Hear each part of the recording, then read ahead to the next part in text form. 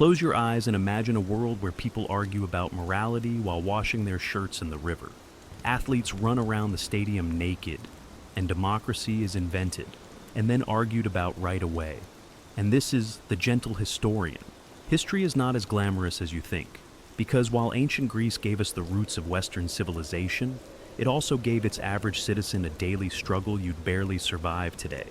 So, before you get comfortable, take a moment to like the video and subscribe, but only if you genuinely enjoy what I do here. And let me know in the comments where you're tuning in from, and what time it is for you. It's always fascinating to see who's joining us from around the world. Now, dim the lights. Maybe turn on a fan for that soft background hum. And let's ease into tonight's journey together. Welcome to ancient Greece, where your day begins, not with an alarm clock, but with the sun turning your house into a slow cooking oven. Your home is a modest one, made of sun-dried mud bricks or rough stone, with small windows and no glass. Just wooden shutters to keep out the goats and maybe some breeze if the gods are feeling generous. There's no insulation, no ceiling fan, and certainly no such thing as personal space, unless you count the corner where the family goat doesn't sleep. You rise early, not because you're disciplined, but because it's already too hot to stay horizontal. In the summer, the stone walls absorb heat like a sponge, and by sunrise, your little house is radiating it back into your bones. In winter, those same walls turn into a freezer, and you're basically wrapped in a sheet hoping not to become a statue of frostbite. You probably slept on a thin mat or a straw-stuffed mattress, no pillows, just a rolled-up cloak, or maybe your arm, if you're lucky. The lice left you alone last night, but probably not. There's no running water.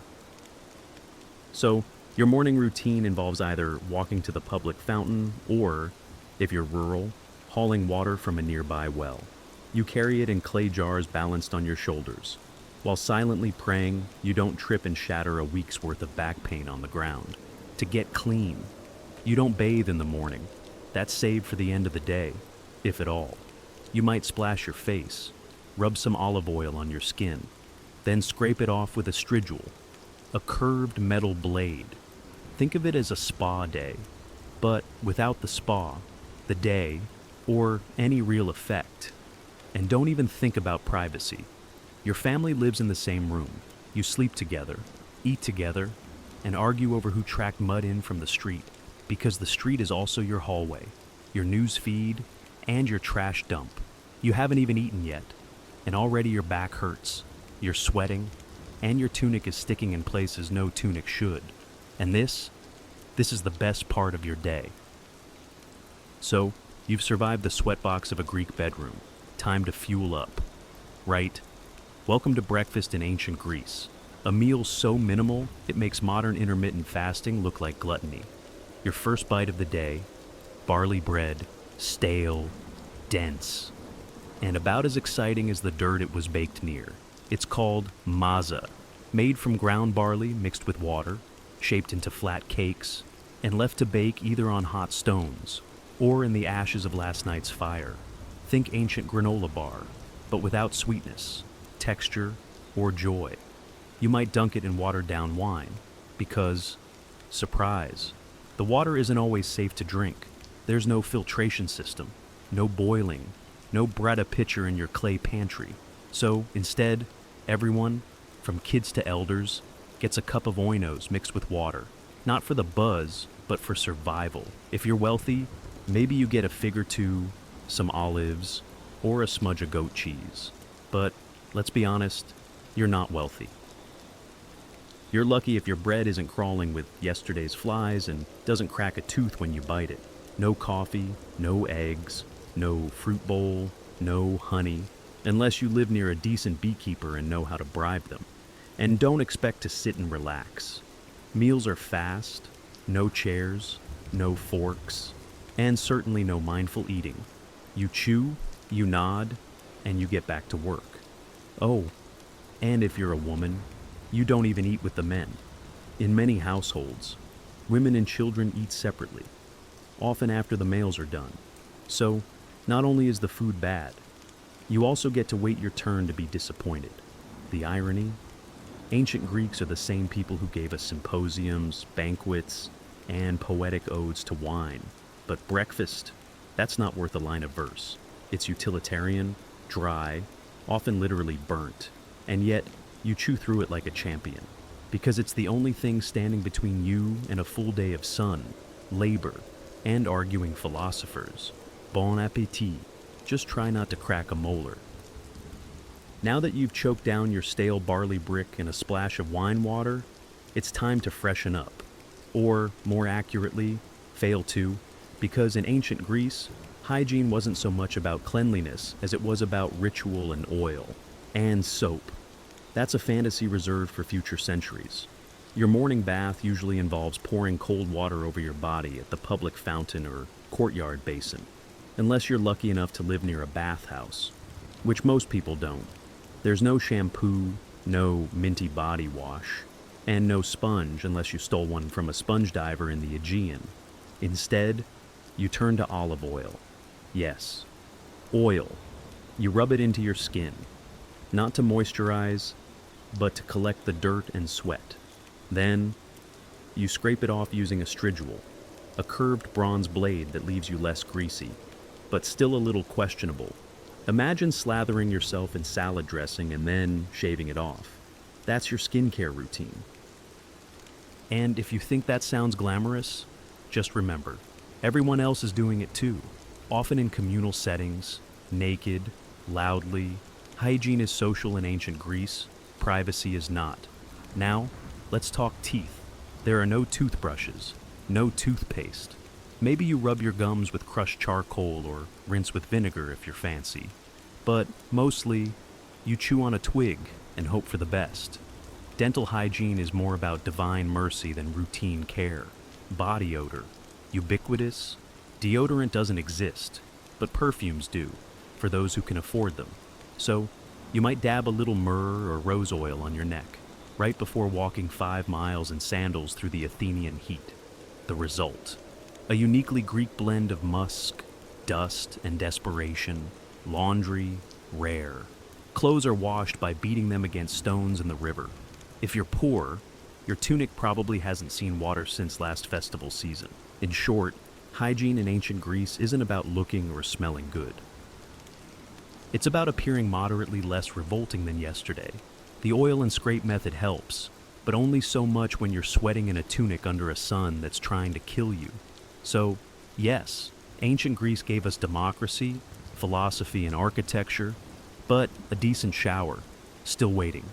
Now that you've oil scraped your way into a new day, it's time to get dressed.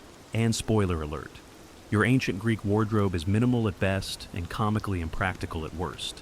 You've got 2 options, a chiton or a hamajan, both basically oversized linen rectangles that you wrap and pin, with a brooch or tie with a belt. It's not tailored, it's not fitted, and it absolutely wasn't designed with windy days in mind. One wrong breeze and suddenly your whole philosophical outlook is on display. Forget underwear. It's not a thing. And bras don't exist. So, unless you're a Spartan woman trained to sprint and wrestle, you're just hoping your pins hold, and no one notices your wardrobe shifting like a loose curtain. Now, let's talk footwear. If you're lucky, you own a pair of leather sandals. If not, you're barefoot. And that means a full day of walking on sun-baked stone, goat-trodden dirt, and whatever the local market has squished into the roads. Imagine strolling across a skillet in July while dodging donkey dung. That's your daily commute. Of course, there's no sun protection, no hats unless you're a farmer or sailor, and no sunscreen because you live in 450 BCE and science hasn't been invented yet. The Aegean sun, it doesn't care how philosophical you are, it will roast you. By noon, your shoulders are burned, your feet are filthy, and your linen robe has stuck to you in 4 places that defy geometry.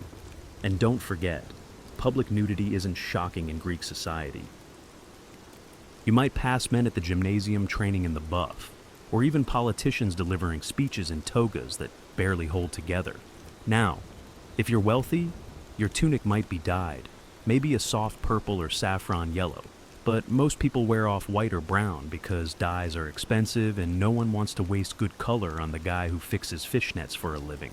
So, You walk through your day dressed like a toga burrito, sunburned, sweating, and hoping your pin doesn't pop loose in front of the priestess.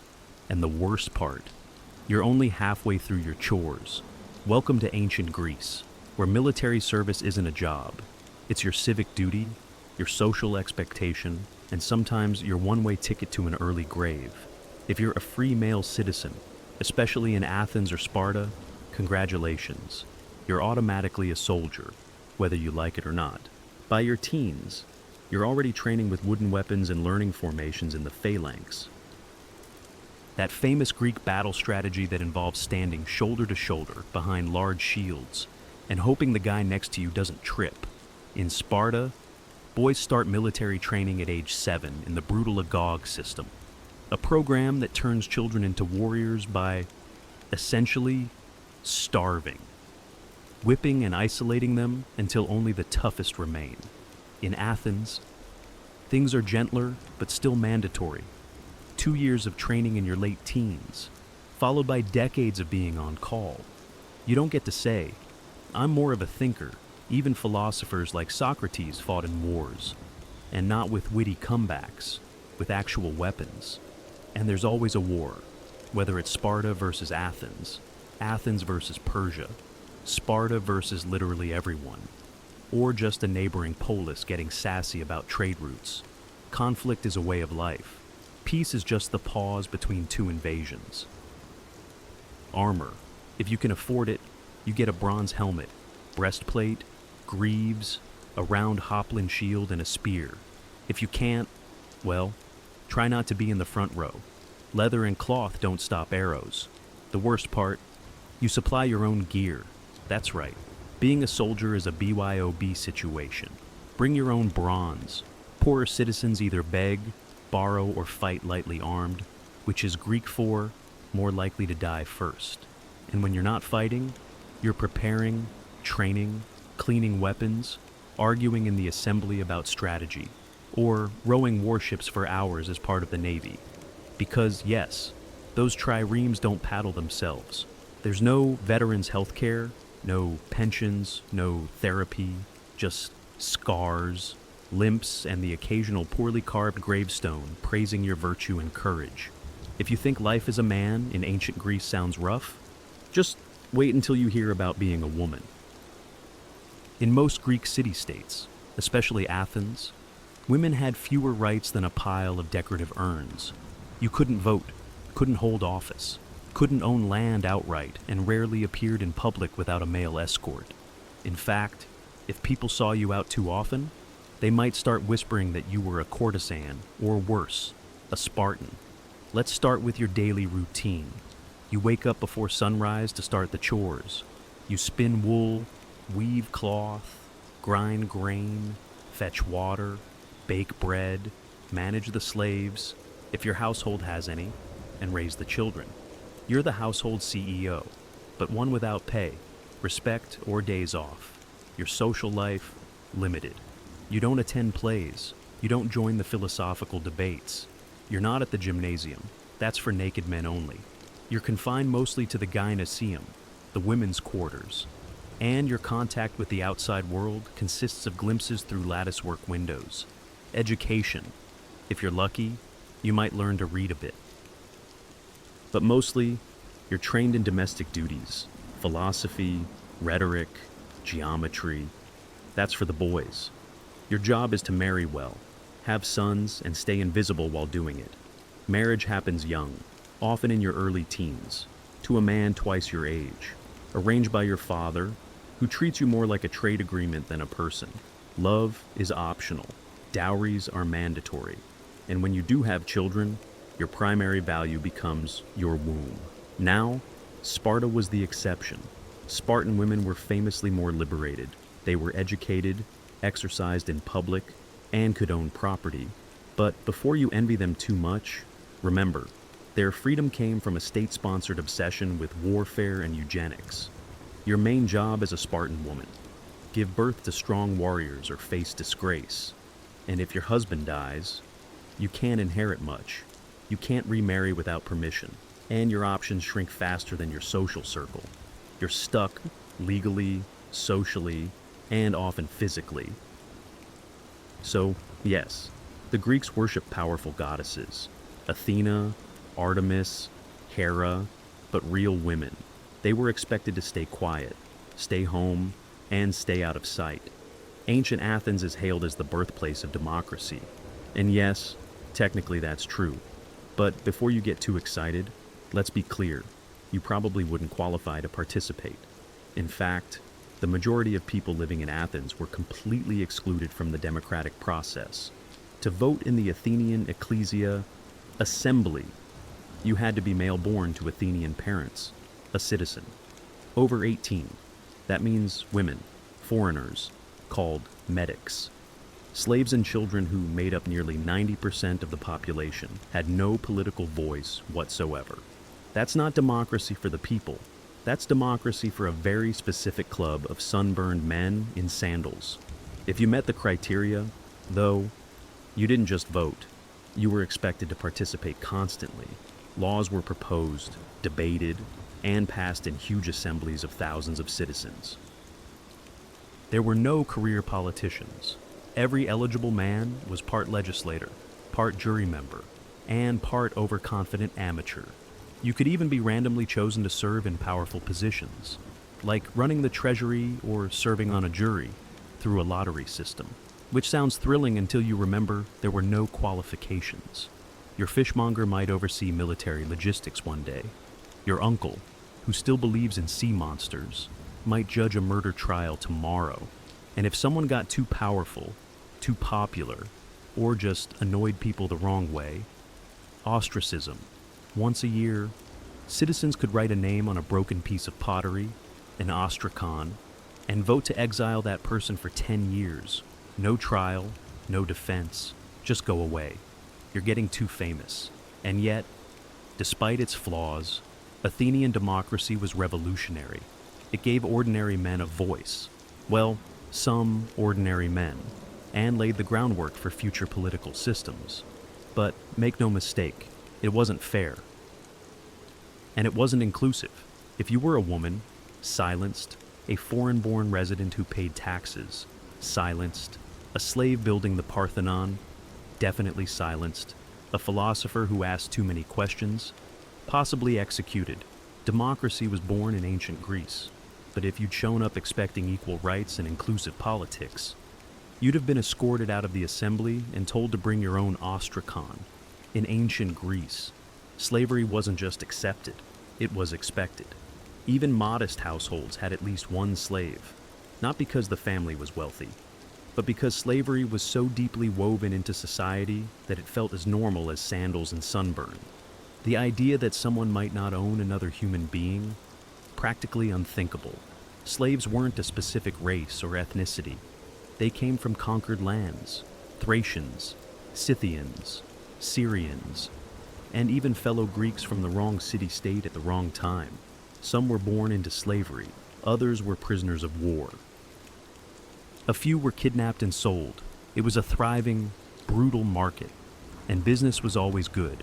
If you lived in Athens, your slave likely did everything: cooked your meals, fetched your water, cleaned your home, cared for your children, carried your shopping, and stood silently during dinner.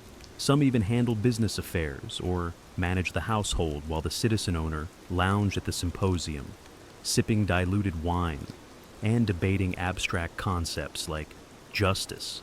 In the silver mines of Laurion, slaves, including children, labored in horrifying conditions, crawling through narrow shafts in total darkness, inhaling toxic dust, and dying slowly for the sake of coins and civic pride. Some slaves were educated. They taught grammar and math, served as scribes, or even managed bank accounts. But make no mistake, they were still property. They could be beaten, branded, sold, or killed on a whim, and had no legal rights. The few who earned freedom, called freedmen, were never truly free. They still owed loyalty to their former masters and were barred from citizenship. No voting, no land ownership, just the hope of a slightly better tomorrow. And unlike later slave systems, there was no widespread abolitionist movement. Philosophers like Aristotle, yes, that Aristotle, justified slavery as natural and necessary. According to him, some people were slaves by nature. Enlightening, isn't it? Ancient Greece gave us ethics, democracy, and philosophy. But all of it was built on the backs of people who were never allowed to speak, never allowed to vote, and never allowed to matter. And that's not a footnote. It's the foundation. Feeling unwell in ancient Greece? That's unfortunate because unless you live next door to Hippocrates himself, your healthcare plan includes some vague herbs, divine intervention, and a lot of wishful thinking. Let's start with the basics. There are no hospitals as we know them. If you're sick or injured, you stay home. Maybe a neighbor knows a thing or two about poultices. Maybe a relative remembers a prayer to Asclepius, the god of healing. Maybe your local temple has a snake you can pet for spiritual comfort. That's about it. The most famous Greek doctors were really a mix of herbalist, philosopher, and gambler. They believed in the four humors: blood, phlegm, yellow bile, and black bile. According to them, illness was caused by an imbalance in these fluids. So if you had a fever, too much blood, time to drain it. Coughing, too much phlegm, try fasting. Melancholy, that's black bile. Maybe take a walk or stare at the sea dramatically. Most treatments were based on trial, error, and garlic. You might be given crushed poppy seeds. Good luck with that. Boiled figs, or a compress made of vinegar, and something someone scraped off a goat. Did it work? Sometimes. Did it hurt? Almost always. Surgery, rare, terrifying, and generally a last resort. Without anesthesia or antiseptics, even a simple cut could go septic and kill you.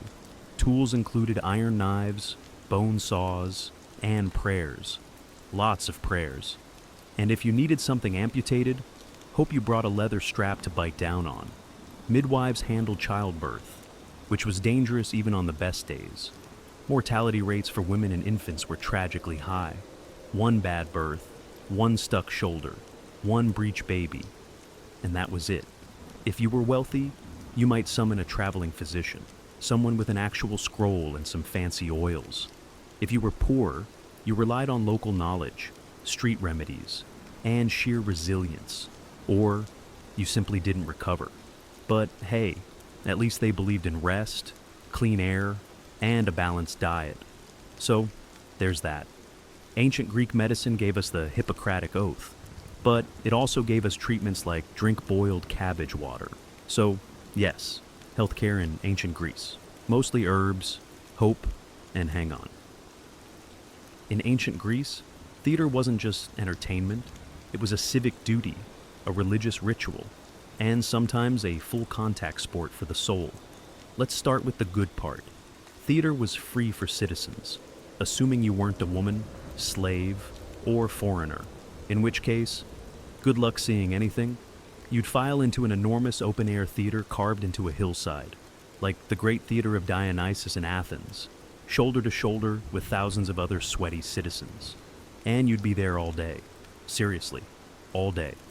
The Dionysia Festival ran from dawn until night, with back-to-back plays, tragedies, comedies, and satyr plays, no intermission, no snacks, and certainly no bathroom breaks, unless you counted a bush on the hillside.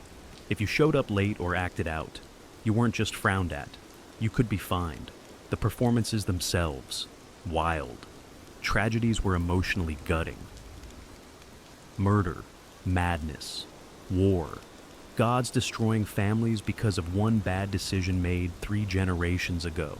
You didn't come to laugh. You came to weep in unison.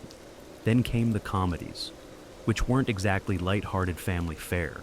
These plays mocked politicians, philosophers, entire cities, and bodily functions with stunning precision. Imagine if Saturday Night Live and a college debate had a baby, then dressed it in a giant phallic costume and sent it on stage. Actors wore towering masks, platform shoes, and exaggerated costumes, all male, of course. Even for women's roles, the chorus sang, danced, and shouted commentary, like an ancient Greek version of Twitter, only louder and wearing tunics. And this wasn't passive viewing. The audience was loud. They booed, hissed, threw things, and argued mid-performance. Theater was democracy with stage lights. If the play offended you, you let them know. If it moved you, you shouted, wept, and maybe reevaluated your life. At the end of the festival, a jury voted on which playwright won. Imagine spending 3 days crying over Orestes, only to find out some bawdy comedy with a talking pig god took the prize. That's ancient Greece for you. So, yes, in the theater, you were never just watching. You were participating, and possibly throwing olives. So you've survived your tragic all-day theater binge. Now you wander into the agora, the bustling heart of the city, and stumble right into a man wearing a cloak, holding no shoes, and asking strangers, "What is justice?" Welcome to philosophy. It's everywhere, and it's not optional. In ancient Greece, particularly in Athens, philosophy was the local sport, and the champions were names we now associate with world-changing ideas. Socrates, Plato, Aristotle. Back then, though, they were just eccentric men who talked a lot and made other people feel stupid. Take Socrates.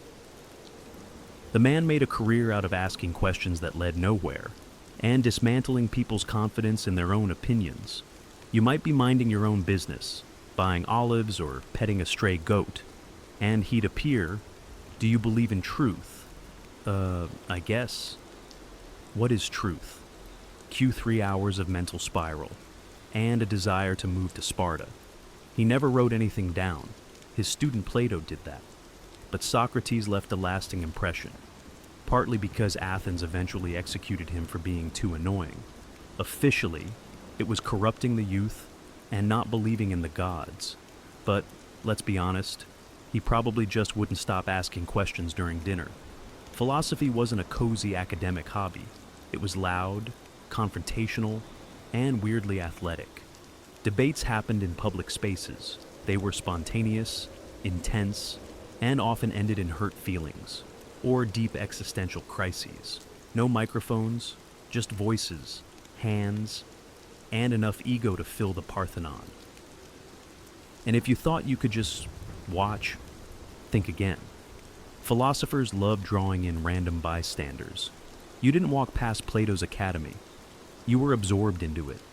You said one thing slightly wrong, and suddenly became the day's example of unexamined life. Even kids weren't safe.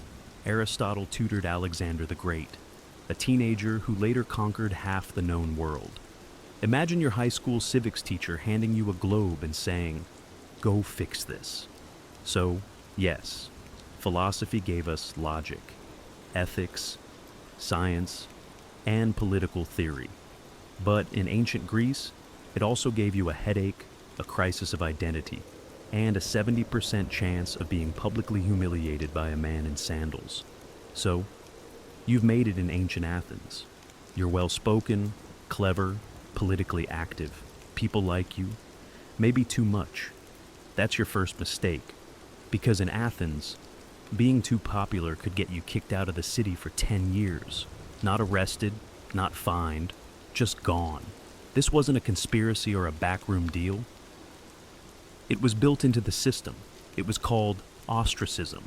And it was perfectly legal, perfectly public, and perfectly terrifying.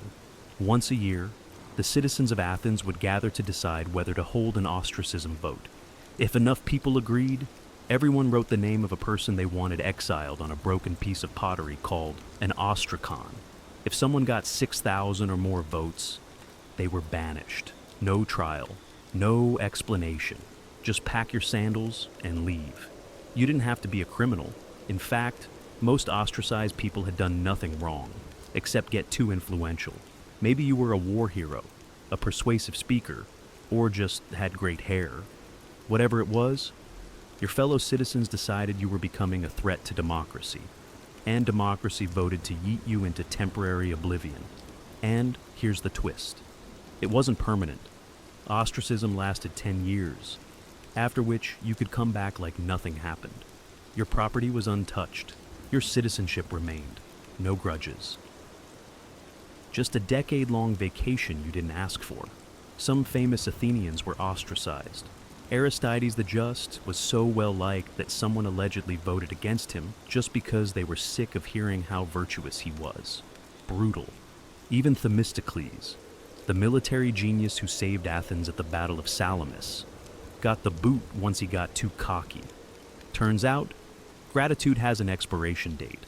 Ostracism was meant to protect Athens from tyrants, but it often punished success. So if you were ambitious, you had to walk a fine line, be respected, but not too respected, popular, but not charismatic enough to worry people. Think of it like a reality show, where the prize for winning too many fans is being exiled to the countryside with your dignity and olive oil stash. Athens gave birth to democracy, but it also invented cancel culture 2,500 years ahead of schedule. In ancient Greece, you didn't ask if you were going to die young. You just wondered how soon and how painfully. Life expectancy hovered around 30 to 35 years, and that was if you made it past infancy, which was no small feat. Roughly 1 in 3 children didn't survive childhood thanks to disease, poor nutrition, and the fact that hygiene was, as we've discussed, more theoretical than actual. You could die from anything. A scratch that turned septic, a fever no one could explain, childbirth, a leading cause of death for women, or something as simple as drinking the wrong cup of water. Medicine was limited, and divine intervention wasn't known for consistency. If you lived in a city, disease spread fast. Cramped quarters, open-air sewers, and communal fountains made epidemics a regular part of life. The infamous plague of Athens during the Peloponnesian War wiped out 1/3 of the city. Thucydides wrote about it. Then he got it. Then, somehow, survived. Most weren't so lucky. War, constant. If you were a man, odds were you'd die holding a spear or rowing a trireme. Even if you weren't killed in battle, injuries often turned fatal days later. No antibiotics, no stitches, just hope and garlic compresses. And there was always the possibility of death by divine tantrum. Displease a god, forget a sacrifice, mock a temple statue, or speak ill of Zeus after 3 cups of wine. And you could find yourself on the wrong end of a lightning bolt, plague, or spontaneous goat stampede. Burial rites were important. If your family couldn't afford a proper funeral, with coins for the ferryman, and rituals to secure your spot in the afterlife, you might be dumped outside the city walls, unmarked and forgotten. Not only was that tragic, it was spiritually dangerous. The Greeks believed unburied souls wandered eternally, caught between worlds. Death wasn't poetic, it was daily, and it didn't care about your philosophy, your beauty, or your lineage. You could be a slave, a general, or a poet, and still die from a moldy fig or an angry mosquito. The Greeks had 12 Olympians, and not a single one of them liked you. In theory, ancient Greek religion was all about harmony with the divine, worshipping Zeus, Hera, Athena, Apollo, Artemis, Poseidon, and the rest of the Golden Crew up on Mount Olympus. In practice, it was constant spiritual damage control. These gods weren't peaceful, all-loving deities. They were divine drama queens with superpowers. Forget a sacrifice? They'd ruin your crops. Say the wrong prayer. Your ship sinks. Step into the wrong grove. Snake bite. Plague. Famine. Take your pick. The gods didn't just demand your loyalty. They demanded perfect timing, flawless rituals, and unblinking obedience. You didn't have weekly temple visits. You had daily rituals, home altars, seasonal festivals, and civic ceremonies before planting crops. Pray to Demeter, going to war, offer to Ares, traveling by sea. You better pour out some wine to Poseidon, and maybe throw in a goat just to be safe. Each god had favorites and grudges. Apollo might protect your city, unless your grandfather offended him once, in which case you're cursed until further notice. Hera was the goddess of marriage, but she also specialized in making mortal women's lives miserable if Zeus so much as looked at them. Athena rewarded wisdom.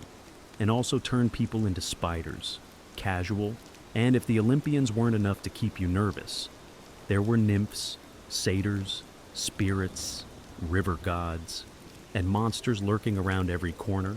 Step on the wrong patch of sacred land, and suddenly your left leg belongs to a vengeful woodland sprite. But worst of all, you never knew why something bad happened. Was it the wrong offering?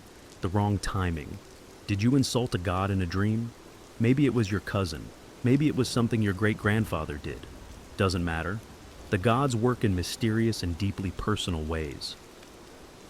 And yet, for all the terror, Greek religion was woven into every part of life, from politics to childbirth to the Olympic Games. You feared the gods, yes, but you also depended on them.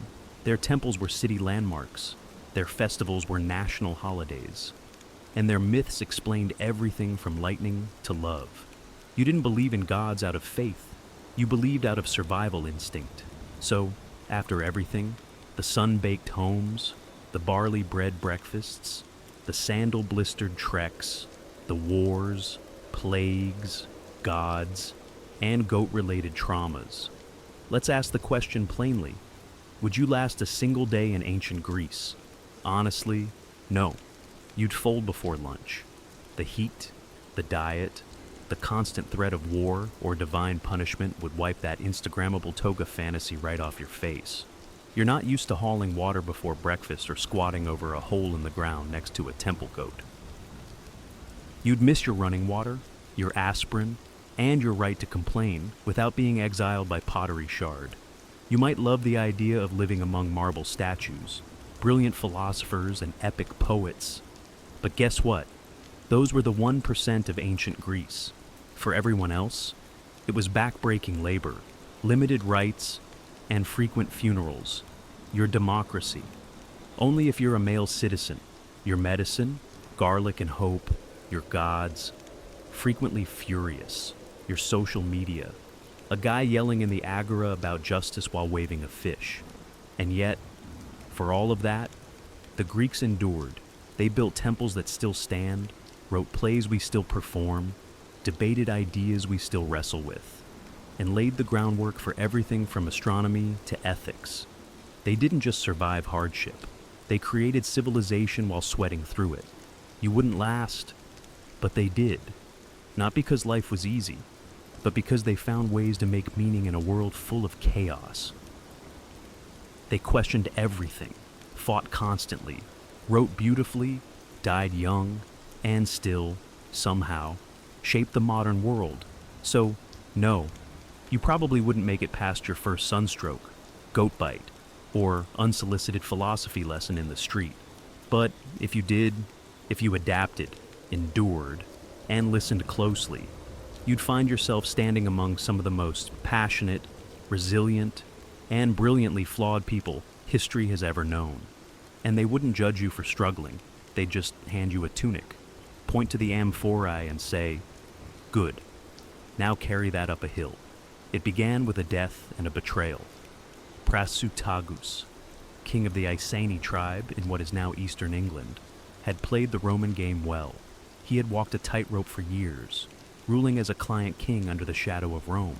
He had wealth, autonomy, and peace, so long as he stayed useful to the empire. But when he died around 60 AD, he left behind a will that was meant to protect his people. He named the Roman emperor as co-heir alongside his two young daughters, hoping this gesture of loyalty would secure their safety and sovereignty. He was wrong. Rome did not honor the will. Rome didn't negotiate. Rome took without hesitation. The Roman authorities annexed the Iceni kingdom outright. Their soldiers stormed in and claimed everything: lands, livestock, homes, and treasures. But the theft of wealth wasn't the worst offense. It was what they did next that turned a political insult into a personal hell. They flogged the queen, Boudica, in public, not just to humiliate her, but to send a message: you are nothing. And if that wasn't enough, they violated her daughters in front of her. This wasn't just a crackdown, it was psychological warfare, the kind meant to break a people's spirit. But it didn't break Boudica, it forged her. Rome believed it had crushed a minor tribal woman beneath its boot. What it had done was awaken a lioness, a queen who would take her pain and reshape it into vengeance, a mother whose rage would soon set cities ablaze, a woman who would remind Rome that even empires bleed. Word of the atrocity spread quickly through Britannia. Other tribes listened. They remembered their own humiliations, their own land losses, their own sons killed in Roman campaigns. Rome thought the tribes divided, scattered, but in that moment, they had one thing in common: Boudica's fury. What began with Rome violating one queen would soon end with the empire reeling in fear. They had broken a treaty, broken a family, and in doing so, broken the illusion of Roman invincibility in Britannia. This wasn't just a mistake, it was the spark that would ignite one of the most ferocious revolts Rome ever faced. If Rome expected Boudica to fade into silence, they misunderstood everything about her. Boudica wasn't born to obey. She was born to lead. Described by Roman historians, who rarely complimented their enemies, as tall, fierce, with flaming red hair cascading down to her waist, and a voice that sliced through crowds like a war horn. She wasn't just a queen by blood. She was a symbol, and now she was a threat. But before she became that threat, she became something deeper, a mother, with nothing left to lose. Roman brutality had tried to erase her dignity, her children's future, and her people's pride. But Boudica refused to be a victim. She understood what Rome feared most wasn't an army, it was unity. And so, she began to forge it, one tribe at a time. First, the Trinovantes. They had once been powerful before Rome crushed them under taxes, land seizures, and slave labor. When Boudica spoke, she didn't speak like a diplomat. She spoke like a warrior mother, scarred but unbroken. She reminded them of their ancestors, of their gods, and of the earth they no longer owned. Her pain was their pain. Her rage, theirs too. Then the other tribes began to listen, the Corieltauvi, the Cornovi, even some of the Brigantes. Her cause was no longer about vengeance. It became a holy mission, to cleanse Britannia of Roman arrogance. She didn't promise safety. She promised glory and death with honor, if it came to that, and they followed her, because she did not stand behind her warriors. She rode among them, spear in hand, hair loose to the wind, eyes locked on the future. She called out the names of the raped, the enslaved, the executed. She summoned gods like Andraste, the Celtic war goddess, as her witness, and her warriors believed her when she said the gods would fight with them. She had no formal military training, no Roman strategy scrolls, but she had something deadlier, righteous fury, sharpened by betrayal, guided by purpose. And the land itself seemed to shift under her command. This wasn't rebellion, it was resurrection. The Queen Rome thought it had broken, was now the spearhead of a movement that would soon make the empire tremble. And she was just getting started. The Roman eagle had long soared over Britannia, but now, the winds beneath its wings were changing. Boudica's fury wasn't a wildfire. It was a storm building with terrifying purpose. And storms need fuel.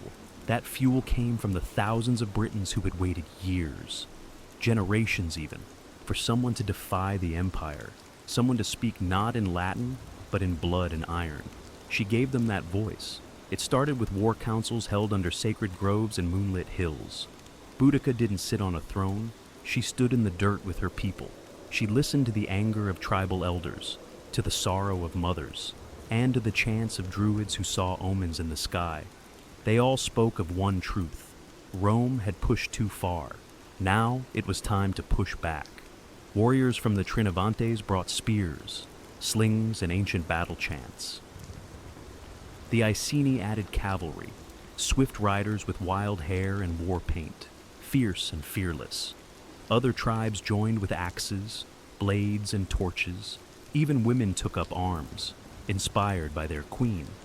This wasn't just an army forming, it was a resurrection of Celtic identity. But Rome had trained legions, professional soldiers, armored, disciplined and lethal. Boudica had to make up for that with numbers, knowledge of the land, and something Rome could never teach: hatred forged in humiliation. Soon, Boudica's army swelled to tens of thousands. Farmers became warriors. Hunters became assassins. Former Roman slaves and mistreated tribal allies switched sides. These weren't soldiers who fought for pay. They fought for memory, revenge, and the right to raise children without chains. She gave a speech, her first of many. Roman historians would later record her words, albeit with their bias. But what echoes through time is clear. She vowed to win or die. There would be no surrender, no submission, no turning back. Then came the first target, Camulodunum, once a British stronghold, now a Roman colony littered with temples, statues, and villas. The Temple of Claudius stood as an insult, a shrine to the emperor who had conquered them, to Boudica and her warriors. It was not sacred.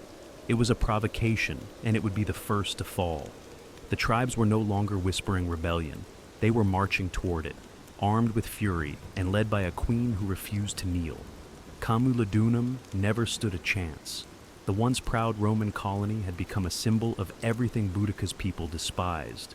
Its streets echoed not with tribal chants, but with Latin commands. Its buildings rose atop sacred ground, and towering over it all was the Temple of Claudius, a marble mockery built with forced labor, praising the emperor who had subjugated the Britons. To Rome, it was a monument. To Boudica, it was a target. She gave the order. What followed wasn't a siege, it was an execution. Her army descended like a tidal wave. Roman settlers, many of them veterans who had bullied and taxed the local tribes, were caught off guard. The city had no proper walls. The few Roman soldiers stationed there were poorly prepared, expecting peace, not war. They tried to hold the temple, barricading themselves inside, believing it could endure a siege. It didn't. Within 2 days, Boudica's forces breached it. The streets ran red. They spared no one. Men, women, and children were slaughtered. Boudica's war wasn't just military. It was personal. Her warriors destroyed Roman statues, burned villas, and turned their rage onto the very symbols of occupation. The temple was set ablaze, its roof collapsing in a firestorm that lit the sky for miles. Survivors were rare, and those who did escape carried tales of horror that chilled Roman blood. The fury wasn't random, it was deliberate. These were people who had seen their homes taken, their gods mocked, their daughters sold. Now they were reclaiming what had been stolen, with interest. Roman officials sent pleas for help to Governor Suetonius, who was hundreds of miles away in Wales, suppressing another rebellion. But by the time he heard of Camulodunum's fall, it was already ash and smoke, a colony destroyed, its citizens dead, and the flame of rebellion rising higher. Boudica didn't stay to celebrate. There was no time. She knew Rome would respond, and hard. So she pressed on. Knowing that each victory bought her momentum, her next destination was a city larger, richer, and even more vulnerable, Londinium. If Rome hadn't taken her seriously before, they would now. Camulodunum was the beginning, but it wasn't revenge yet. Not until the empire's beating heart in Britannia felt the fire. Londinium was the jewel of Roman Britannia. Founded just 17 years earlier, it had grown into a thriving hub of trade and administration. Merchants from across the empire filled its markets. Officials conducted imperial business under tiled roofs. Wealth flowed through its streets like water. But as Boudica's army marched ever closer, that wealth turned into panic. Governor Suetonius, having rushed back from Wales with a small force, arrived just ahead of the rebellion.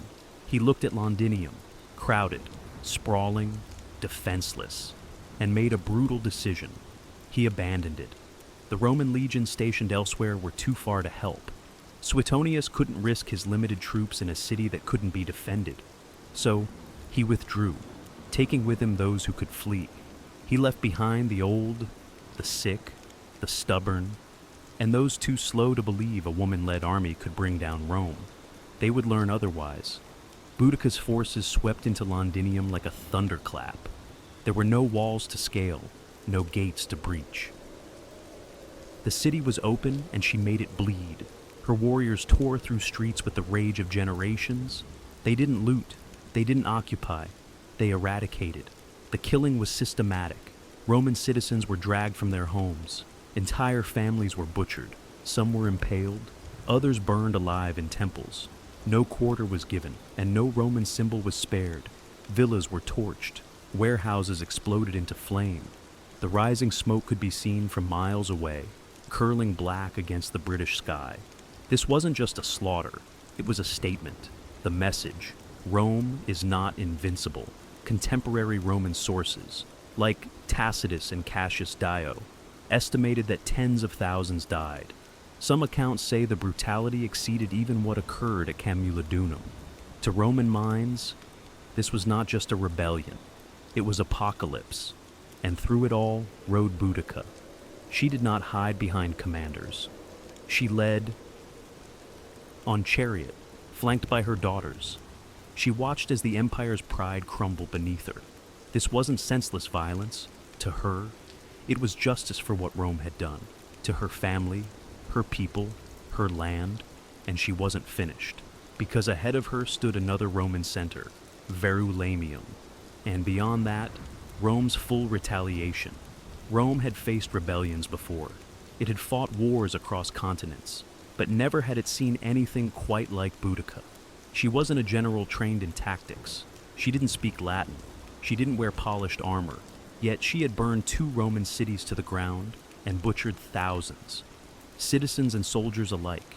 And now, as Verulamium, a prosperous Romanized town northwest of Londinium, went up in flames, the empire began to panic. Word of her rampage had reached the Roman Senate. Emperor Nero himself reportedly considered withdrawing entirely from Britannia. Imagine that.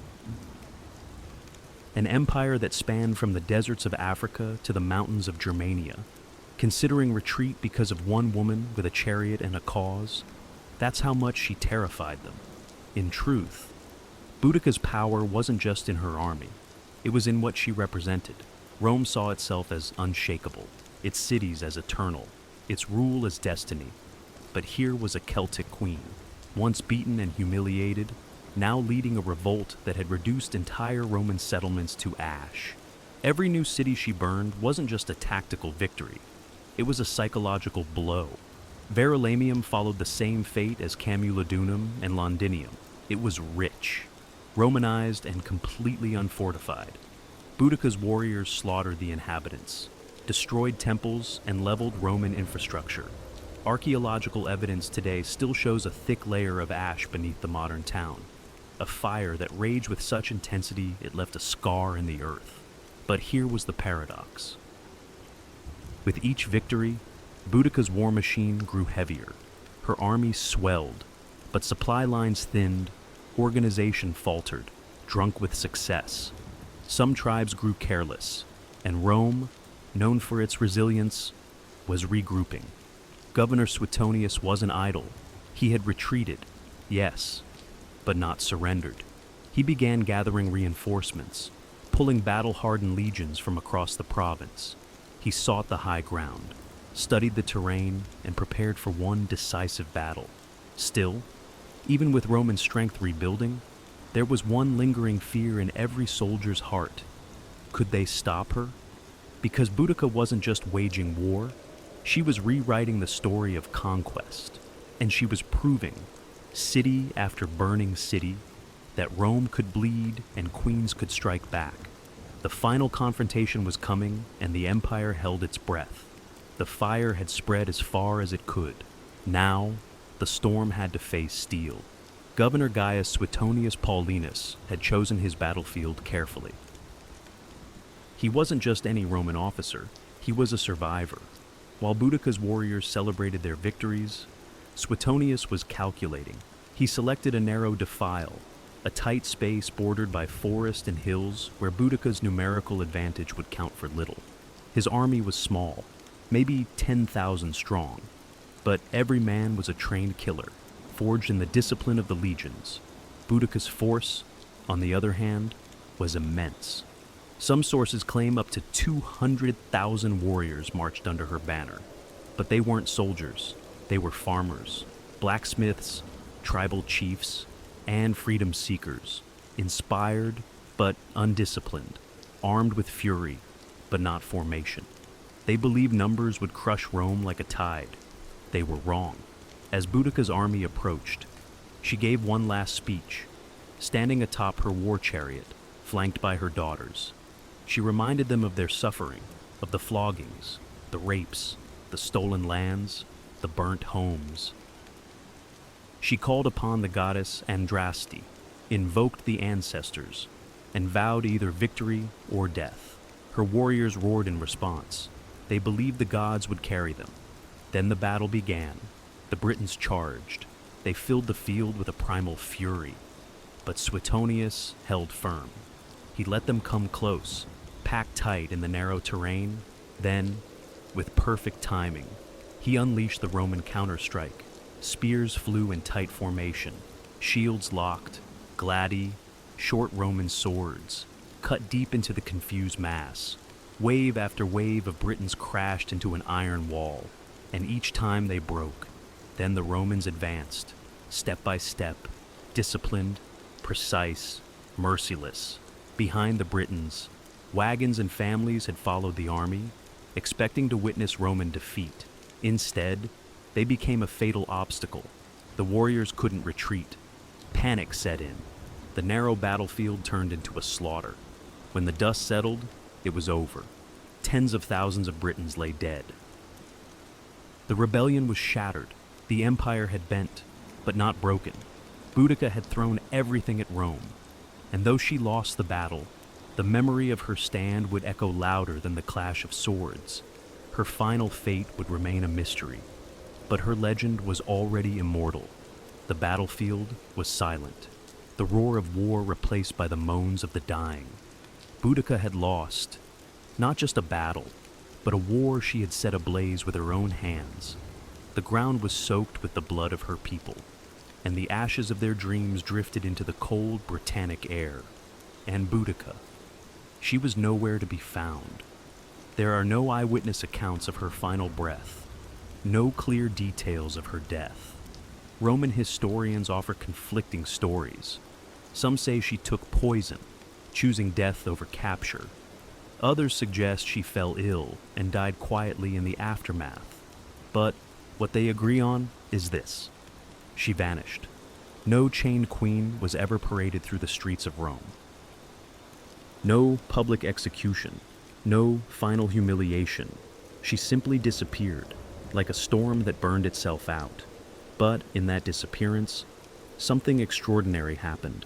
She became more than a queen. She became myth. Rome, shaken and humiliated by the scale of her rebellion, tried to bury the memory, but it was too late.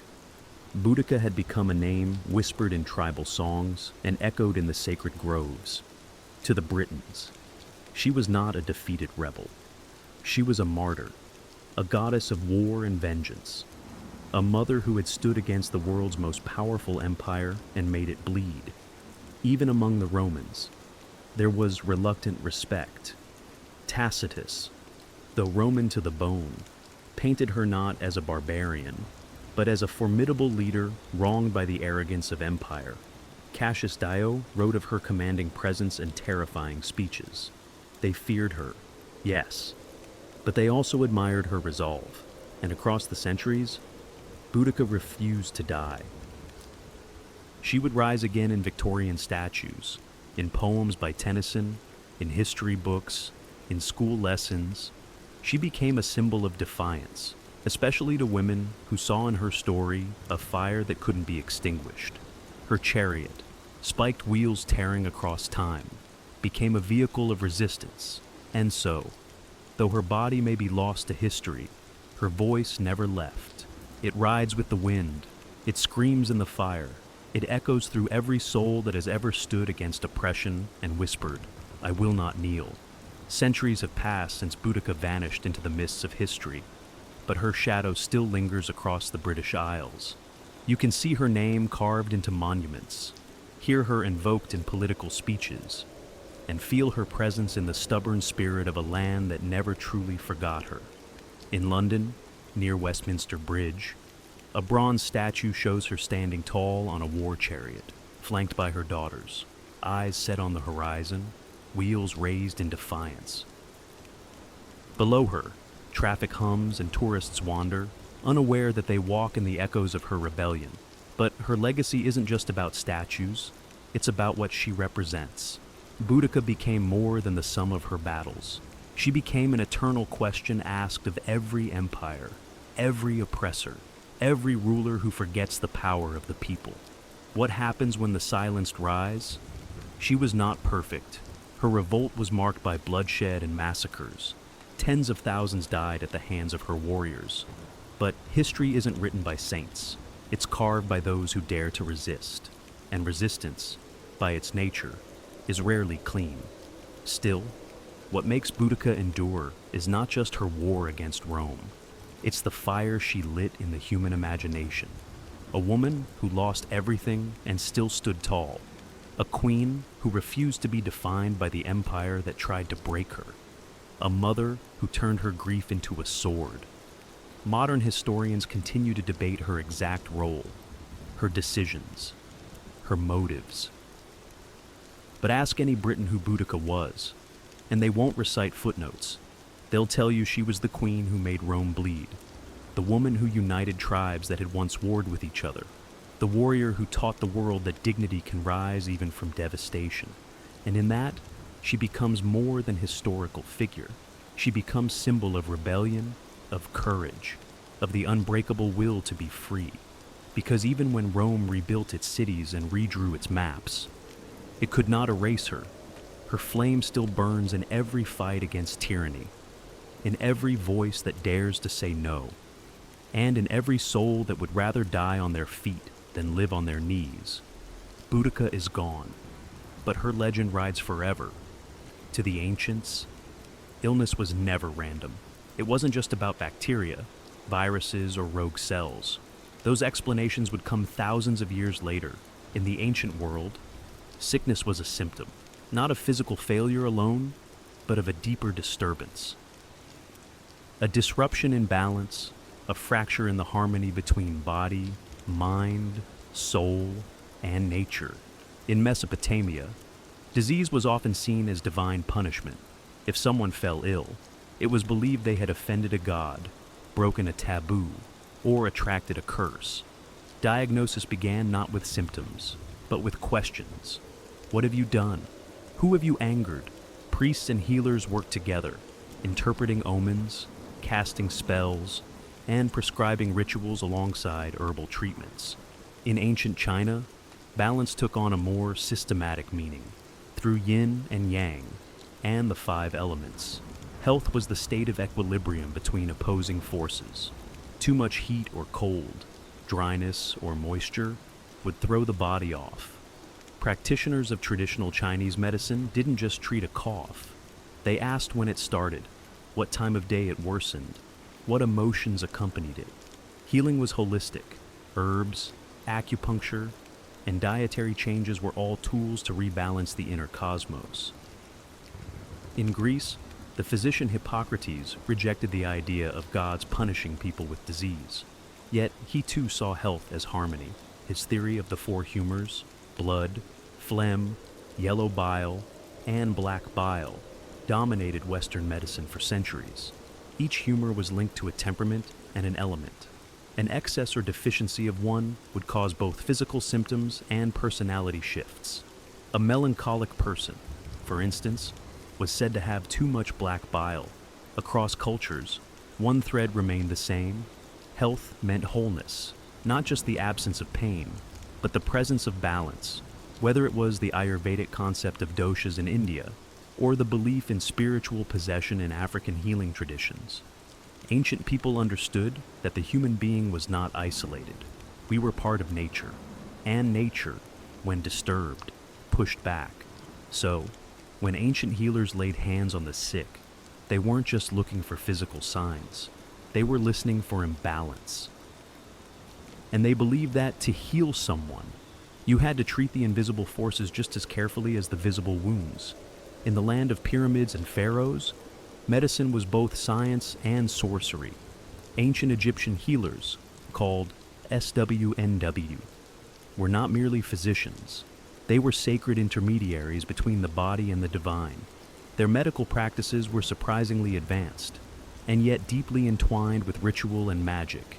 To the Egyptians, the body could bleed, bruise, and break. But its ailments were never purely physical. The spirit, the gods, and even the afterlife played a role in every sickness. Much of what we know comes from medical texts like the Ebers Papyrus, dated around 1550 BCE. This ancient scroll contains hundreds of remedies for everything from toothaches to tumors. Egyptian doctors performed surgeries, set fractures, treated infections, and drained abscesses with copper tools sterilized by fire. They knew how to check pulses, how to observe urine and feces for diagnosis, and how to use a wide variety of herbs, many still in use today. But no treatment began without the blessing of the gods. Thoth, the god of wisdom, was believed to have gifted humanity the secrets of healing. Sekhmet, the lion-headed goddess of war and plague, was both feared and prayed to. She could unleash epidemics or grant recovery. Spells were often recited over a patient as herbs were applied. Words held power. Incantations weren't empty phrases. They were medicine in sound form. One of their greatest tools was honey. It was used as an antiseptic long before bacteria were understood. Wounds were bandaged with it, sometimes combined with resin or lint. Garlic and onions were prescribed for heart health. Castor oil served as a laxative. Even moldy bread was pressed into infected wounds. A primitive antibiotic, centuries ahead of its time. Egyptian doctors treated not only commoners, but also royalty. Their skills were respected across borders. Neighboring civilizations would seek out Egyptian physicians for difficult cases. They were, in a way, early specialists. Some focused on the stomach, others on the eyes, or even on spiritual afflictions. But in all their knowledge, there was no separation between the physical and the sacred. A fever might come from the Nile's mosquitoes, or from an angry ghost. Healing the body meant pleasing the gods, purifying the soul, and restoring divine balance. To the ancient Egyptian, a healer's true role wasn't just to cure the illness. It was to restore cosmic order. Long before modern medicine emerged, India was already writing its own story of healing, one that viewed the human body not as a machine, but as a reflection of the cosmos. This ancient system is known as Ayurveda, a Sanskrit word meaning the science of life. Rooted in the Vedic tradition, Ayurveda is more than just a medical practice. It's a philosophy, a way of living in harmony with nature, seasons, and spirit. Central to Ayurveda is the concept of three doshas, Vata, Pitta, and Kapha. Each represents a unique combination of the five elements: earth, water, fire, air, and ether. Vata governs movement. Pitta controls transformation, like digestion, and Kapha manages structure and stability. Everyone is born with a unique balance of these doshas. Illness, according to Ayurveda, arises when this balance is disturbed by poor diet, stress, environment, or lifestyle.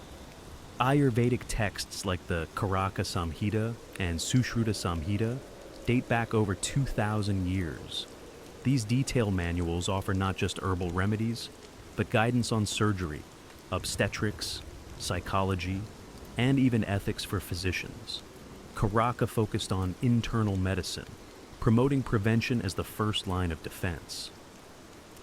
Sushruta, meanwhile, is remembered as a pioneer of surgery, describing over 300 surgical procedures and more than 120 surgical instruments, many carved from wood or metal. One of his most astonishing techniques was rhinoplasty, reconstructing a nose using a flap of skin from the patient's cheek or forehead. This wasn't cosmetic. It was often used to restore faces mutilated as punishment, thousands of years before Western medicine caught up. Sushruta had already set the stage, but Ayurveda's strength lies in its holistic approach. Healing the body is inseparable from healing the mind and soul. Treatments include herbal medicine, yoga, breathing exercises, pranayama, oil massages, abhyanga, and meditative fasting. Plants like turmeric, ashwagandha, neem, and tulsi weren't just food, they were medicine, purifiers, and protectors of life force.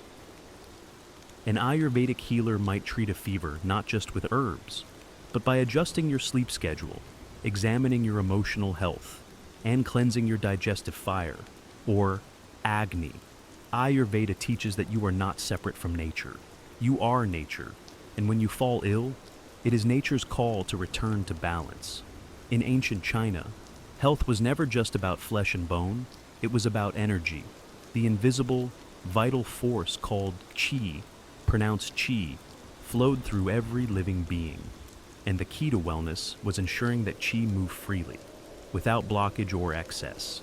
This foundational idea would shape one of the oldest continuous medical systems in the world, traditional Chinese medicine, or TCM. To understand illness, ancient Chinese physicians first had to understand nature itself. They observed the rhythms of the seasons, the phases of the moon, the behavior of animals, and the turning of the cosmos. From these patterns emerged two core principles, yin and yang, and the five elements, wood, fire, earth, metal, and water. Yin and yang represented balance in all things. Yin was cool, dark, passive, internal. Yang was hot, bright, active, external. Every organ, emotion, and function of the body was classified under these opposing but complementary forces. Health, then, was a dynamic balance between them. A fever wasn't just a rise in temperature, it was an excess of yang. Fatigue might signal a depletion of yin. Diagnosis was an art. Physicians didn't rely on tools, they relied on the senses. They examined the tongue, felt the pulse at multiple positions, listened to the tone of the voice, and asked questions about dreams, emotions, and bowel movements. Every detail offered insight into the balance, or imbalance, of qi. To restore health, they turned to a vast toolkit. Acupuncture, the insertion of fine needles into precise points along the body's meridians, was used to unblock qi and restore flow. Moxibustion, the burning of the mugwort herb near these points, was used to warm and stimulate circulation. Cupping, herbal formulas, qigong exercises, and strict dietary adjustments all played vital roles.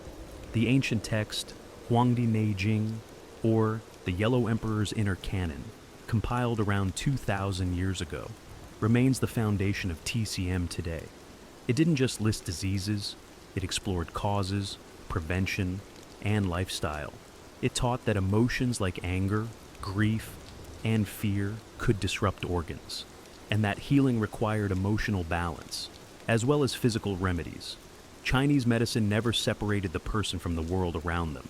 To treat the body, one must treat the climate, the soul, and the unseen energy within in every heartbeat. The ancients believed qi was speaking, and the healer's task was to listen. In the temples of ancient Greece and the forums of Rome, medicine began to step away from the divine and into the realm of reason. But even here, the body was still seen as a delicate ecosystem, ruled by balance and temperament. And at the center of this worldview stood a theory that would shape Western medicine for over 1,000 years. The four humors, developed by the Greek physician Hippocrates, and later expanded by Roman doctors like Galen. The theory proposed that the human body was governed by four fluids: blood, phlegm, yellow bile, and black bile. Each humor corresponded to an element: air, water, fire, and earth, and to a specific temperament. A healthy person had these fluids in balance. Illness, it was simply the result of too much or too little of one. If someone was feverish and aggressive, they might have excess yellow bile. a choleric imbalance. A sluggish, pale patient could be suffering from an overload of phlegm, linked to cold and moisture. Treatment, therefore, focused on restoring equilibrium through bloodletting, purging, special diets, and baths. But the Greeks didn't stop at fluids. They also believed in the healing power of observation and environment. The Hippocratic Oath, still echoed in modern medicine, urged physicians to do no harm, to observe their patients carefully, and to treat the whole person, not just the disease. Hippocrates advised his students to consider the seasons, winds, water quality, and even the patient's mood. Healing sanctuaries known as Asclepiaia, named after the god Asclepius, dotted the Greek landscape. These were more than hospitals. They were spiritual retreats.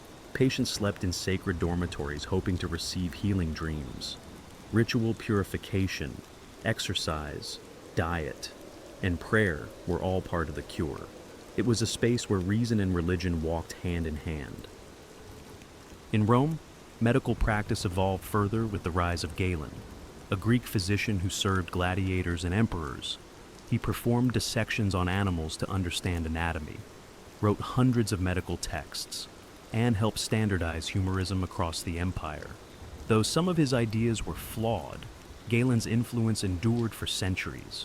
Greco-Roman medicine, for all its mystical origins, began pushing toward a new idea, that the human body was a system, complex, yes, but knowable. And if understood correctly, it could be brought back into harmony, not through gods alone, but through reason, ritual, and the careful art of healing, long before written texts and formal schools of medicine. Indigenous peoples around the world were healing their communities using a deeper kind of knowledge, one passed down through stories, visions, and hands-on experience with the natural world. For these cultures, medicine wasn't a profession. It was a way of life, woven into daily rituals, seasonal rhythms, and sacred ceremonies. Among Native American tribes, healers were known as medicine men and women, but their role extended far beyond physical treatment. They were spiritual guides, storytellers, counselors, and keepers of ancestral knowledge. Illness was seen as a disruption in the person's relationship with nature, with the tribe, with the spirits, or with themselves. Healing required more than herbs. It required reconnection.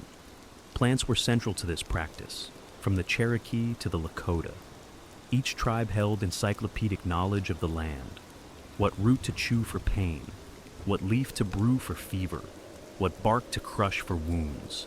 Sage, cedar, sweetgrass, and tobacco were sacred, used in smudging rituals to cleanse body and spirit. Yet medicine was never just about the ingredient. It was also about intention, ceremony, and respect. Healers often worked in tandem with spiritual forces. They conducted sweat lodges, vision quests, and drumming circles. Illness could be caused by a breach in taboos, spiritual possession, or even soul loss, a condition where part of the individual's essence had fled due to trauma. In such cases, rituals like soul retrieval were performed, calling the spirit back through chanting, dancing, or guided trance. The same deep reverence for nature is seen in indigenous traditions across the globe. In the Amazon rainforest, shamans rely on powerful plant medicines like ayahuasca, a hallucinogenic brew used not for recreation, but for healing insight. They believe the plants themselves are teachers, revealing the roots of suffering through visions. In Aboriginal Australia, bush medicine includes herbs, clays, and rituals passed down through the dream time, the ancestral era that still guides indigenous identity. Healing here is about balance between body, land, ancestors, and songlines. These systems were never written in books. They lived in the songs, dances, and landscapes of the people. To indigenous healers, modern medicine may have its machines and laboratories, but the earth has always been the first pharmacy, and healing is not about defeating disease. It's about remembering who we are across every ancient civilization. Regardless of language, geography, or belief system, there was one constant: the conviction that healing required more than herbs and surgery. It required spirit, whether illness was seen as divine punishment, soul imbalance, or a breach with sacred forces. Ancient people believed that true healing began in the unseen world, and the doorway to that world was ritual. In Mesopotamia, long before the rise of formal medicine, people turned to exorcists and priests to battle illness. Diseases were believed to be caused by malevolent spirits or offended gods. Clay tablets reveal detailed healing rites, where chants were whispered as poultices were applied. Special figurines were buried beneath houses to ward off sickness. Rituals weren't separate from treatment. They were the treatment. In ancient Egypt, no physician worked without invoking the gods. Before applying honey to a wound or bandaging a limb, the healer often recited prayers to Thoth, god of wisdom, or Sekhmet, goddess of healing and wrath. Illness wasn't just a physical attack, it was a cosmic imbalance. Healing meant realigning the patient with Ma'at, the principle of truth, order, and harmony. In many African traditions, healers called Ngangas or Sangomas used drumming, dancing, and divination to diagnose and cure. They spoke with ancestors, summoned spirits, and often entered trance-like states to travel the spiritual realm on behalf of their patients. Herbs were important, but the unseen world was always consulted first. Even in classical Greece, ritual played a role. In the Asclepiae, sacred healing temples, patients underwent rituals of purification, fasting, and prayer. At night, they slept in enkoi materia, dreaming beneath statues of Asclepios, the god of healing. These dreams were interpreted by temple priests to guide treatment. Ritual wasn't superstition, it was structure. It gave shape to suffering, a language to pain, and a sense that the illness had meaning. Through symbolic acts, people could transform fear into hope, isolation into connection, and chaos into control. And more than that, it reminded them that they were not alone. Even today, science studies the placebo effect, the power of belief, the healing impact of intention. The ancients didn't need the data. They already understood. Sometimes, a word spoken in reverence can heal deeper than any blade, because not all wounds are visible, and not all medicine is made of matter. When we think of ancient surgery, we often imagine crude tools, trembling hands, and unbearable pain. But the truth is far more impressive, and more human. Across the ancient world, surgery was practiced with surprising precision.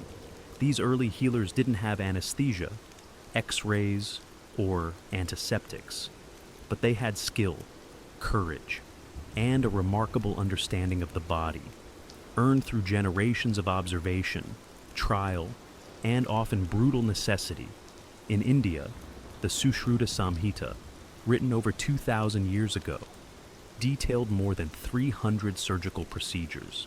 Its author, Sushruta, is considered the father of surgery. He described techniques for removing tumors, setting bones, repairing hernias, and even reconstructing noses, a form of plastic surgery. His tools were sharp, varied, and carefully categorized. Forceps, scalpels, probes, and needles, many made of iron or stone. Sushruta emphasized hygiene, surgical preparation, and the importance of understanding anatomy through dissection. Though this was often limited to animals, his surgical wisdom spread far beyond India, influencing both Islamic and Western practices centuries later. In ancient Egypt, surgical knowledge blended with ritual. Papyrus texts reveal procedures for stitching wounds, treating dislocated limbs, and draining abscesses. Tools like bronze knives, bone saws, and cauterizing rods have been found in tombs. They even practiced trepanation, cutting a hole in the skull to relieve pressure or treat head injuries. Amazingly, many skulls show signs of healing, meaning the patient survived. Trepanation wasn't limited to Egypt. In pre-Columbian Peru, Archaeologists have discovered hundreds of trypane skulls, often from warriors wounded in battle. Some surgeries were shockingly successful. In certain regions, over 80% of patients survived based on bone regeneration. These early surgeons may have used coca leaves or fermented maize beer to dull pain, along with herbal antiseptics. In the Greco-Roman world, Galen advanced surgical techniques by studying injured gladiators and dissecting animals. His insights into the nervous system and vascular pathways laid foundations for later anatomy. Roman military surgeons treated wounds on the battlefield with efficiency, using cautery, clamps, and ligatures. While surgery was always dangerous, it was also respected. It was the domain of those brave enough to cut into life itself, hoping to draw health from pain. These weren't butchers, they were artists of the blade, and though their knowledge was incomplete, their legacy lives on every time a scalpel is raised in healing, not harm. Today, we live in a world of digital diagnostics, robotic surgeries, and genetic mapping. We can scan a body in seconds and send prescriptions across oceans with a tap. And yet, in the quiet corners of modern medicine, the whispers of the ancient world still echo. You can find Ayurveda in yoga studios, Chinese herbal formulas in pharmacy aisles, and indigenous smudging ceremonies held in hospitals to honor patients' traditions. Medical students still take a version of the Hippocratic Oath, pledging to do no harm, just as their Greco-Roman predecessors once did. In operating rooms, we use precision tools that trace their lineage back to Sushruta's iron instruments. Concepts like holistic care, preventative medicine, and mind-body connection. Now, cornerstones of integrative health are rooted in the wisdom of ancient civilizations who saw healing not as a task, but as a relationship. Even modern science has come full circle. Research increasingly confirms what the ancients believed, that stress, isolation, and emotional trauma can weaken the immune system, disrupt sleep, and cause physical pain. Meditation, once a spiritual discipline, is now studied for its effects on brain health. Forest bathing, derived from Shinto and indigenous nature practices, is prescribed for anxiety, and the placebo effect, healing powered by belief, continues to puzzle researchers who once dismissed it. It's easy to see ancient medicine as outdated, superstition, folklore, primitive guesswork, but when we look closer, we see something profound, a worldview that treated illness not just as a broken machine, but as a disruption in being, a signal that something, somewhere, was out of harmony. And that idea still matters, because medicine isn't only about treatment, it's about meaning, about comfort, about being seen and understood. The ancients knew this instinctively, whether they used chants, needles, leaves, or blades. They understood that healing was sacred. Today, as we push further into the future of biotechnology, artificial intelligence, and personalized medicine, perhaps we are not leaving the ancient world behind. Perhaps we are returning to it with new tools, but the same human heart, a heart that still longs for balance, for wholeness, for healing not just of body, but of spirit. Her name drifts through history like a half-remembered melody. Sappho, a poetess from the island of Lesbos, born sometime around 630 BCE, whose voice once stirred the hearts of listeners under starlit skies, and whose words, even in fragments, still echo with longing. Unlike the grand warriors and kings of ancient Greece, Sappho's fame came not from conquest, but from emotion. Her domain was not the battlefield, but the human soul. She wrote of love and jealousy, beauty and despair, joy and yearning. She captured the fleeting moments, a glance, a blush, a tremble, and held them in verse like pressed flowers, fragile yet eternal. Very little is known of her life. No portraits, no diaries. What we have are traces, a few lines preserved by ancient scholars, quotes embedded in other works, and the ruins of papyrus scrolls lost to time. And yet these fragments shine. The Greek philosopher Plato called her the 10th muse. Centuries later, poets, translators, and dreamers would seek her, piecing her life together like an unfinished song. Sappho was likely born into a noble family on Lesbos, an island in the northeastern Aegean Sea. This was a place of music and learning, where poetry was woven into the fabric of social life. She may have had siblings, a daughter, and even political enemies. Though the records are vague, she lived through exile and unrest, moments of silence and moments of song. Her world was one where most women's voices were confined to the home or stifled altogether. But Sappho defied silence. She stood apart, not with rebellion, but with beauty. She wrote in the Aeolic dialect, in short, vivid lyrics designed to be sung to the lyre. Her style was intimate, rich with imagery, evening star. You bring back all that the shining day has scattered. Words like these outlived empires. And then, as quietly as she appeared in the records, she faded.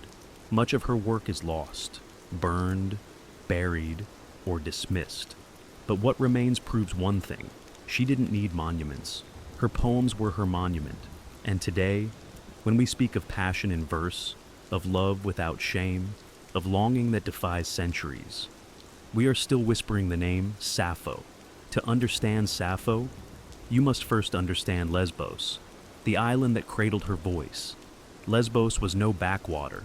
In the ancient Greek world, it was a flourishing hub of art, music, and philosophy, with its fertile valleys, olive groves, and coastal winds scented with salt and flowers. Lesbos was both a physical paradise and a cultural gem. It wasn't Athens. It didn't need to be. It had its own rhythm, slower, more sensual, and steeped in lyric tradition. Here, music wasn't decoration. It was devotion. The lyre and aulos echoed through homes and temples. Poetry was sung, not read. And in this world of sound and nature, Sappho's voice was born. She lived in the city of Mytilene, the island's bustling heart. Politics thrived here, and so did art. The island boasted poets and philosophers, rival factions and shifting alliances. Sappho herself was once exiled, perhaps to Sicily, amid political unrest. But it was always Lesbos that drew her home. It was her muse. Lesbos was also a space of female community, rare in the ancient world. Aristocratic girls were educated in music, poetry, and ritual. Some scholars believe Sappho led a kind of theazos, a circle or school where young women learned the art of lyric poetry, dance, and devotion to the goddess Aphrodite. This was not formal education as we know it, but a sacred creative sisterhood. Here, bonds formed that were emotional, intellectual, and possibly romantic. Sappho wrote directly to these women, not as abstract muses, but as real presences in her life. She addressed them by name, mourned their departures, celebrated their beauty, and confessed her love with searing honesty. In one fragment she writes, "I have not had one word from her.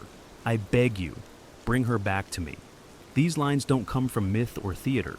They come from a lived world, a circle of women singing by lamplight, weaving emotion into song.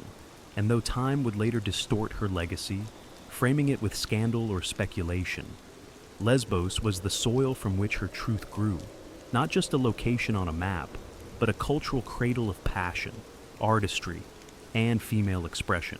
Sappho didn't just live on Lesbos. She became Lesbos, its breath, its heart, its voice, in an age when the great epics of Homer praised gods and heroes, and men filled scrolls with battles and conquests. Sappho wrote about the heart. She didn't sing of war. She sang of a trembling hand, a shy glance, a voice that made her body shiver. She was one of the first poets in Western history to write in the first person. Not just narrating events, but feeling them. And what she felt was love, longing, jealousy, tenderness, and desire. Most astonishing of all, she wrote as a woman, to women, about women. In ancient Greece, a woman's voice was often confined to the home or silenced entirely. Public life, literature, politics, philosophy, these belonged to men. But Sappho stepped outside those walls, not with rebellion, but with rhythm. Her poetry did not demand space. It created its own, a private universe where emotion was not weakness, but power. And within that space, she did something radical. She named the women she loved. She didn't reduce them to symbols. She didn't speak in metaphor alone. She remembered their laughter, their perfume, the way they braided their hair. In one fragment, she describes the sensation of seeing a beloved. He is equal to the gods. That man who sits beside you, who listens to your sweet voice, and watches your lovely laughter.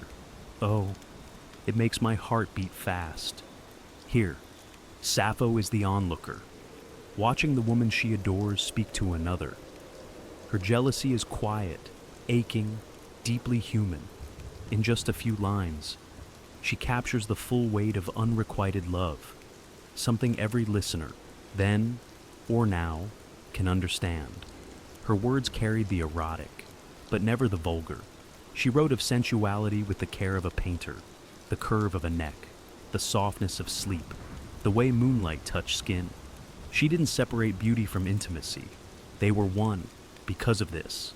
Later centuries often misunderstood or censored her. Some tried to erase her queerness, others mythologized her heartbreak into tragedy. But none of that diminishes the truth of her voice. A woman who wrote honestly, lyrically, and bravely about love. Not in theory, but as someone who had lived it deeply, openly, and without apology. Sappho didn't just write poetry, she composed music for the soul. Her verses were never meant for silent reading. In ancient Greece, poetry was alive. It was sound, breath, vibration. Sappho's form was the lyric, short and intensely personal, meant to be performed with a lyre, a small stringed instrument cradled in the lap, plucked gently while the voice carried the words like a breeze over the sea. This was the heart of lyric poetry, and it's where the word lyrical comes from. The poetry wasn't epic. It didn't tell long tales of war and gods. It was intimate, emotional, and immediate. The lyric was a whisper, a confession, a love letter sung beneath fig trees or in candlelit rooms. And Sappho was its undisputed master. Her poems were crafted in Ualic Greek, a regional dialect rich in softness and rhythm. Her preferred meter, now called the Sapphic stanza, flowed with a particular beat. 3 long lines followed by a shorter, punchy one, like a sigh at the end of a longing thought. It was subtle and musical, like the rising and falling of breath during a quiet moment between lovers. She would have performed these songs surrounded by women, students, companions, maybe even priestesses. These gatherings, possibly ritual or educational in nature, were also spaces of freedom, spaces where emotion, song, and body were not fragmented but whole. Through these performances, Sappho trained others in the art of composition, creating not just poems, but a culture. We can only imagine what it sounded like, the soft twang of strings, the clear rise of her voice, the stillness of listeners hanging on each syllable. Many of her poems open not with statements, but with questions or invocations, like the start of a conversation or a prayer. Come to me now, O golden-throned Aphrodite, and free me from hard care. These were poems that reached up to gods and inward to desire. And yet, they feel surprisingly modern. You could set them to music today and they'd still stir something raw and real. Sappho turned poetry into song, and in doing so, she reminded the world that emotion is music, that every heartache, every thrill of touch or tremble of voice deserves a melody, and hers is one still echoing centuries later.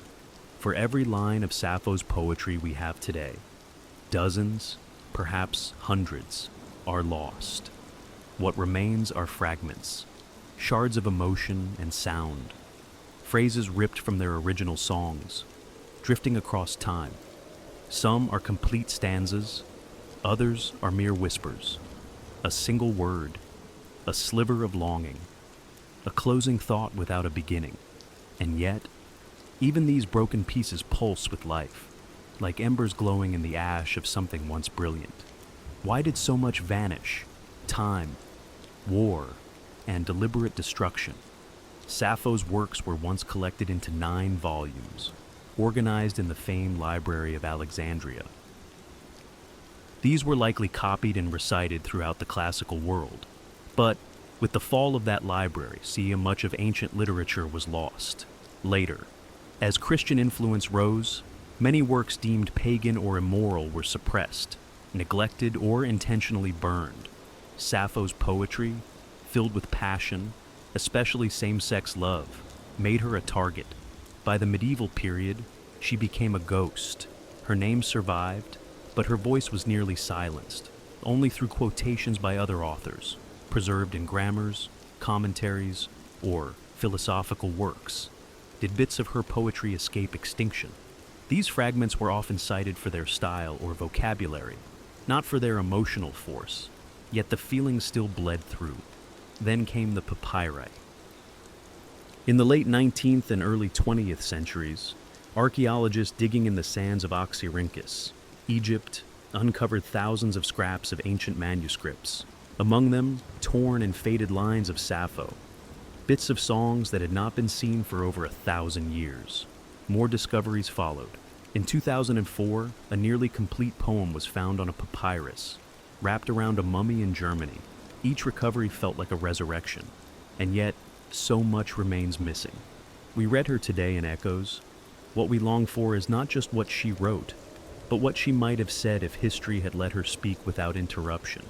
Still, there's something hauntingly fitting in this survival through fragments. Sappho wrote about impermanence, about fleeting moments, about beauty that slips through the fingers like sand. And so, perhaps it is appropriate that her poetry arrives to us not as a monument, but as a mystery, a puzzle pieced together by lovers of language, of music, of the heart. A voice once drowned in fire, still burning. Sappho's poetry was too honest to escape judgment. In her lifetime, she was admired, celebrated even, as a master of lyric poetry. Plato called her the 10th muse, placing her among the divine. Yet, as centuries passed and cultures shifted, her legacy became twisted, silenced, or scandalized, depending on the times. Why? Because she wrote about love, and not the kind history was comfortable remembering. Much of her poetry centers on deep affection and desire for women. She praised their beauty, mourned their absence, confessed jealousy, and celebrated their intimacy. In her world, this was not strange. In the cultural setting of Lesbos, especially among aristocratic women, close emotional and possibly romantic bonds were accepted, even honored, but later generations, especially under Roman, Christian, and Victorian values, struggled with this. Rather than confront her truth, they rewrote her story. Medieval scribes ignored her. Renaissance translators softened her language. Victorians labeled her a tragic romantic, heartbroken over a man, even inventing the myth that she leapt to her death from a cliff over the love of a ferryman named Phaon, a tale that appears nowhere in her authentic work. This invented story served a purpose: to erase her queerness, to make her pain more palatable, her desires more conventional. Some critics reduced her poetry to merely educational or platonic. Others dismissed her altogether as indecent. And yet, she persisted, even in scandal. Sappho's name survived.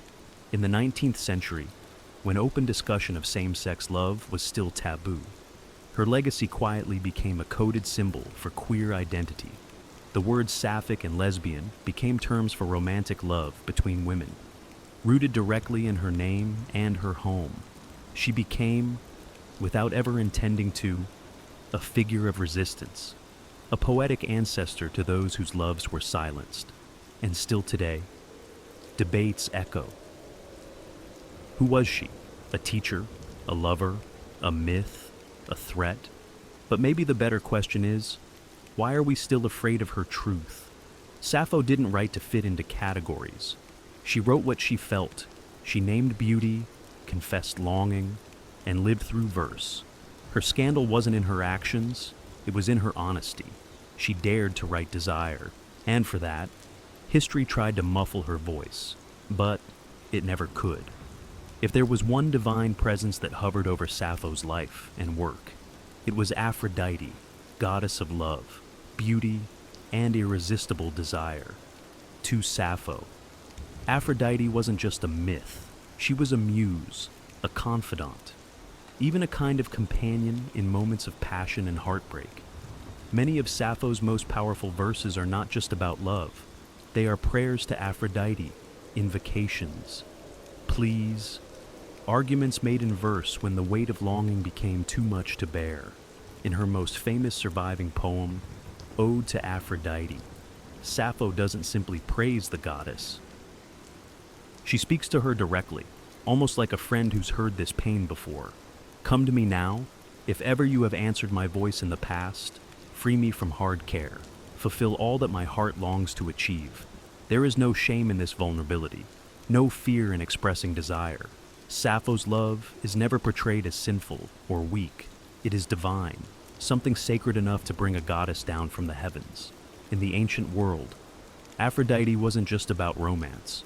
She ruled over attraction, seduction, the chemistry between bodies, the ache of separation. To call on her was to recognize that love could wound just as much as it could thrill. Sappho captured that duality perfectly. She didn't idealize love. She lived inside its contradictions. She wrote of its sweetness and its sting, its beauty and its cruelty. In another poem, she writes, "Love shook my soul like the wind on the mountain troubling the oak trees." Here, love isn't gentle. It's violent, elemental. Something that tears through the self without asking permission. By placing Aphrodite at the center of her emotional world, Sappho elevated longing into something mythic. Her poems blurred the line between the personal and the divine, between everyday emotion and cosmic force. And in doing so, she helped build a literary legacy where love wasn't just a theme, it was a form of worship.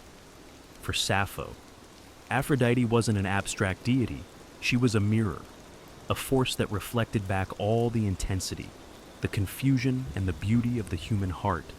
And in every line of Sappho's verse, the goddess of love listens and replies, like her poetry. Sappho's death is a mystery wrapped in myth. No one knows exactly when she died, how old she was, or even where she spent her final years. Some say she died peacefully on Lesbos, surrounded by the sea and the songs she loved. Others, especially later Roman poets, spun tragic fables that she leapt to her death from the white cliffs of Lefkada, heartbroken over an unrequited love for the handsome ferryman Phaon. But there's no historical evidence for that story. It seems more like an invention, a way for a male-dominated literary tradition to reframe her love and suffering into a heterosexual tragedy. It turned the powerful, poetic voice of a woman who loved women into a victim of unreturned affection for a man. A neat ending, perhaps, but a false one. The truth is simpler and more profound. Sappho disappeared as quietly as she arrived.